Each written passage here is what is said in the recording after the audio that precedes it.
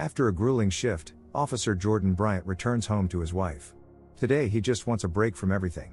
Jasmine Bryant, a lawyer with zero experience, is assigned to handle Grace Waters' case, who is suspected of taking her husband's life. Everyone believes Grace is guilty, making it an easy task for Jasmine. The whole city is discussing this high-profile case. Journalists are constantly near the prison building, waiting for the trial to take place. It will be in 3 days. Jasmine, as a lawyer, is about to meet Grace Waters. For Jasmine, this is her first experience with such cases. Previously, she dealt exclusively with minor ones. After studying the case materials, Jasmine saw happy family photos of Grace and her husband. Finally, the accused was brought in. Jasmine introduced herself, explaining that she was appointed by the court. Grace said she didn't need a lawyer. Jasmine objected, stating that if Grace refused her services, the court would appoint someone else. Jasmine is quite young, only 26. For her, this case is a chance to build her career. Grace said she's willing to admit guilt if she's moved to a closer prison. That way she could see her son and grandson more often. In the evening, Jasmine shared what happened with her husband and friends. Everyone expects Jasmine to convince the defendant to make a deal. However, some think it's not as simple as it seems. Grace had no previous legal issues and was an exemplary citizen, making her involvement in the husband's demise questionable. Later, Jordan shared with his wife that he couldn't save an old lady tonight. Jasmine in turn shared that she didn't think it would be so difficult for her. Jasmine doesn't want to defend criminals, so after paying off her student loans, she plans to quit her legal career. The next day Jasmine met Malcolm, Grace's son. He is convinced of his mother's innocence, but Jasmine can't help because the accused has admitted guilt. Nevertheless, Jasmine intends to seek leniency for Grace. However, the district attorney stated that he would seek the highest penalty for the accused. In their next meeting, Jasmine told Grace about this. Obviously, her situation is not favorable. Despite this, Grace is still determined to admit guilt. As Jasmine was about to leave, she saw the accused crying. Jasmine is uneasy about the case. She is sure that something is not right, so she met with Sarah, Grace's best friend. Jasmine said she saw tears in Grace's eyes, something she had never seen in a guilty person. Sarah shared that Grace has always been very kind and calm. However, after her first husband left and her son got married, Grace fell into deep depression. The events then take us back in time. Sarah and Grace were drinking and talking heart to heart. Grace is angry at her ex-husband, who left for a younger woman. What upsets Grace the most is that the ex-husband is living a better life than her. Grace would like to reclaim her youth, but it's impossible. Sarah advised her friend to meet a man. In the present, Sarah told the lawyer that Grace followed her advice and met a man at an art gallery. He was a photographer. After this conversation, Jasmine's doubts intensified. She shared her suspicions with Jordan. Grace's husband's body was never found, but circumstantial evidence points to her. Jasmine would like to conduct additional investigations, but her superiors refused funding because Grace Waters fully confessed. In the end, Jasmine had to leave with nothing. In a face-to-face meeting with Grace, Jasmine presented her with a plea agreement. If Grace signs the document, she will be transferred to another prison and have the opportunity to see her son more often. The lawyer asks Grace to tell the truth. Grace recounted how, on Sarah's advice, she visited an art gallery and met a handsome man named Shannon there. A casual conversation ensued between them. Shannon openly flirted with Grace, and she responded in kind. It turns out, Shannon is a photographer, and his photos are displayed in this gallery. He turned out to be quite charismatic, attracting the attention of those around. The next day at work, Grace saw a rose from Shannon. No man had paid attention to Grace for 25 years, so she was puzzled by Shannon's advances. Grace decided to seek advice from Sarah on whether she should date Shannon. Only after that did she call him. Shannon immediately recognized her and invited for a date. Soon they met at a restaurant. Shannon openly showed his interest in Grace, who still doubted the sincerity of his intentions. Shannon confessed that he was tired of constant affairs and wanted a serious relationship. He had a difficult childhood due to his parents constantly moving. This instilled in him a fear of responsibility, but now Shannon wants to change that. For Grace, it's challenging to trust someone after her divorce. The husband left her for his secretary, and since then, Grace has been alone. Surprisingly, she quickly started trusting Shannon. He was very kind and seemed like the perfect man. Grace didn't want this day to end. In Shannon she saw a kindred spirit. Shannon asked if he could expect another meeting. Grace just wished him a good night and left. Grace doubts, considering herself too old for this. The intuition tells her that Shannon will deceive her. On the other hand, Grace wants to be happy. The second date didn't take long to happen. Grace told Shannon about her son, who would graduate from college in 2 years. Grace is truly proud of Malcolm, but she disapproves of his choice of a fiancé.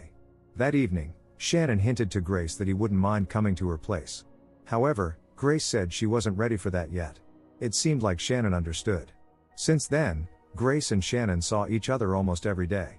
Grace fell in love, feeling young. 3 months passed like 3 days. They had a lot in common, and Grace was sure that Shannon was her other half. However, Grace had not yet decided to invite Shannon into her home. Sarah had never seen her friend so happy. Shannon was patient and constantly took Grace on dates. She was truly happy. No one had ever done anything like that for her before. So when Shannon proposed to her, Grace agreed without hesitation.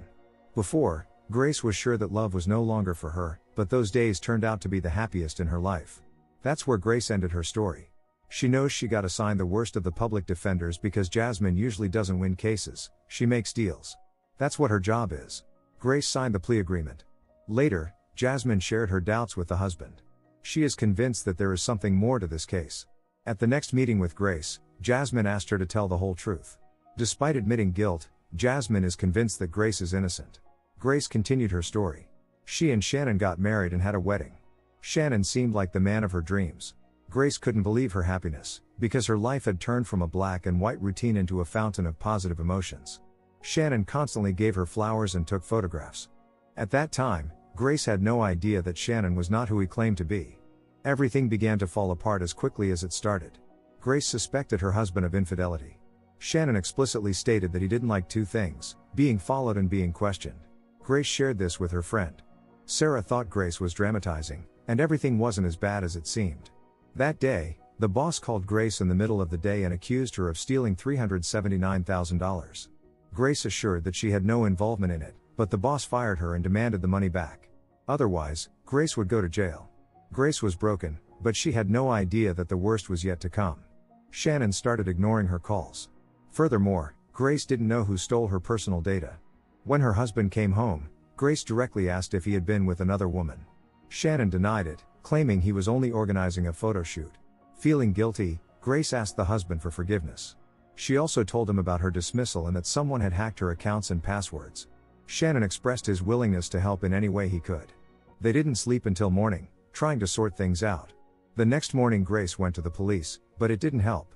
Additionally, someone took a credit in Grace's name for $375,000. Now she has a significant debt. Grace can't believe it because she didn't do this. The bank employee explained that the transaction was notarized. Now Grace has to make the payment, or she will lose her house. When Grace saw the CCTV footage, her whole world collapsed. It turned out the husband took a loan using her house as collateral. Shannon denied everything, but when he realized it was useless, he started justifying himself, saying he needed money to pay off debts. However, Shannon allegedly was too ashamed to ask his wife for a loan. Grace suspected that among other things the husband hacked her personal information and stole money at her job. Grace demanded her husband return the money, but he refused. Shannon stated that the money now belonged to him. It took Grace a long time to realize that she was a victim of fraud. She lost everything and ended up with nothing. Grace tried to kick Shannon out, but he just laughed at her. Out of desperation, Grace turned to the police, but the officers couldn't help her. Since Grace and Shannon are officially married, they have equal rights to the house. Grace consulted a lawyer who requested a $10,000 advance. Of course, Grace doesn't have that money now. One day at home, Grace caught Shannon with another woman. Shannon rudely kicked his wife out of the room. In the end, Grace didn't care anymore. What was happening seemed unreal. Grace couldn't believe she had allowed this. Shannon had initially used her, nothing more. Now Grace only wants one thing: for her husband to return the money. Of course, Shannon has no intention of doing that. He believes his wife owes him for bringing joy into her life. Shannon doesn't hide that he feels affection to Grace. But he will never love her as much as she loves him. Shannon deliberately sought a divorced, not so young woman whom he could manipulate more easily. At that moment, Grace couldn't take it and attacked Shannon. After that, realizing what had happened, Grace left home to calm down. Not knowing what to do, Grace called Sarah and confessed what had happened. However, when Grace returned, Shannon's body was gone. Grace really doesn't know where he is now. Wanting to know the details, Jasmine again talked to Sarah, who suggested that Malcolm was covering for his mother. Perhaps he hid the evidence of the crime. Now Jasmine understands why Grace pleaded guilty. Thus she is trying to protect her son. From now on, Jasmine dedicates all her time to this case. She intends to get to the truth, but her superiors don't encourage that. Jasmine explained that plans had changed. Grace reconsidered confessing and intends to go to trial. Jasmine has little time, so she hurried to meet Grace. In fact, Grace hasn't changed her mind, but Jasmine is trying to convince her to plead not guilty. Jasmine is determined to fight for Grace. The boss, Rory, interrupted them, saying that the deal is the most reasonable solution. However, when Rory asked Grace if she was ready to plead guilty, Grace stated that she wouldn't do it. Rory is sure that Jasmine will lose the case. And if that happens, Rory will fire her. In that case, Jasmine's career will come to an end. Jasmine tries to find information about Shannon, but from a legal perspective he's clean. Maybe he has a few fake names. Jasmine plans to summon Sarah to court as a witness.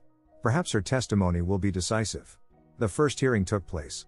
All evidence points to Grace, but the body has not been found. This complicates the case. It's time for the opening statement by the lawyer. Jasmine spoke about Grace's impeccable reputation, how she went to church every Sunday, and fed the homeless. Detective Thomas is the one who arrived at the crime scene that night.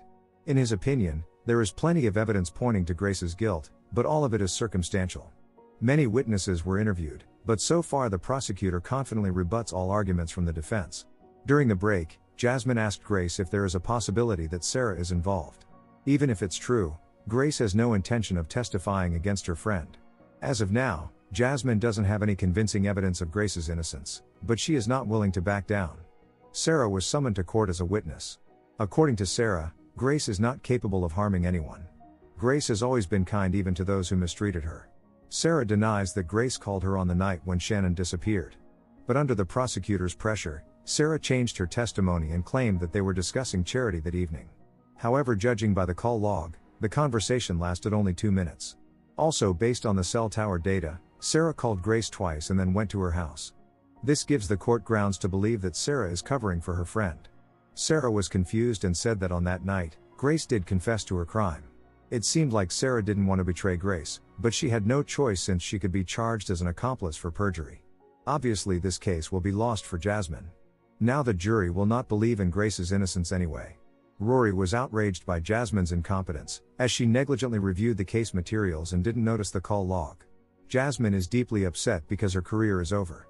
Because of this, she takes it out on her husband. He believes it's her own fault for not doing her job well and giving up quickly.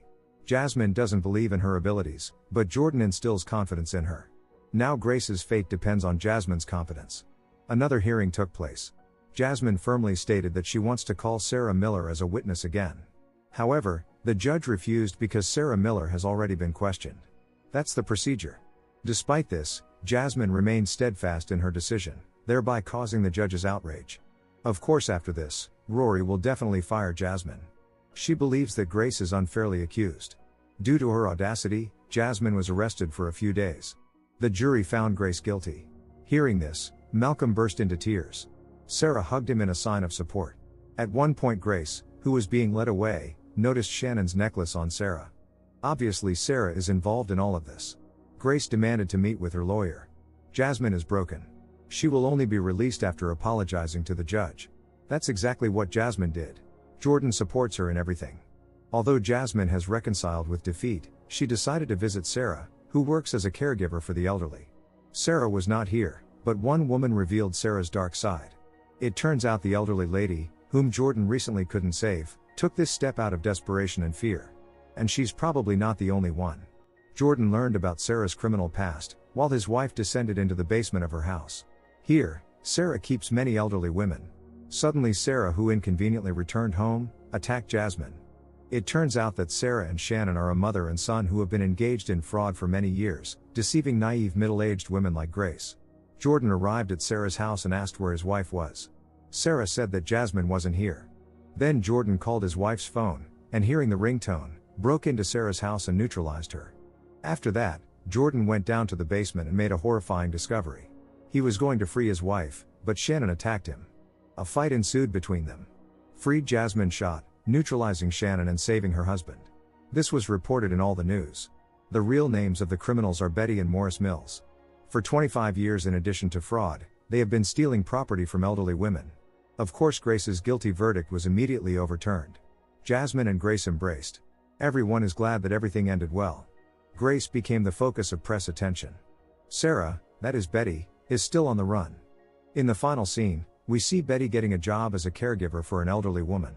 Don't forget to subscribe to our channel not to miss more exciting new products. Also, the authors will be pleased if you leave your opinion in the comments.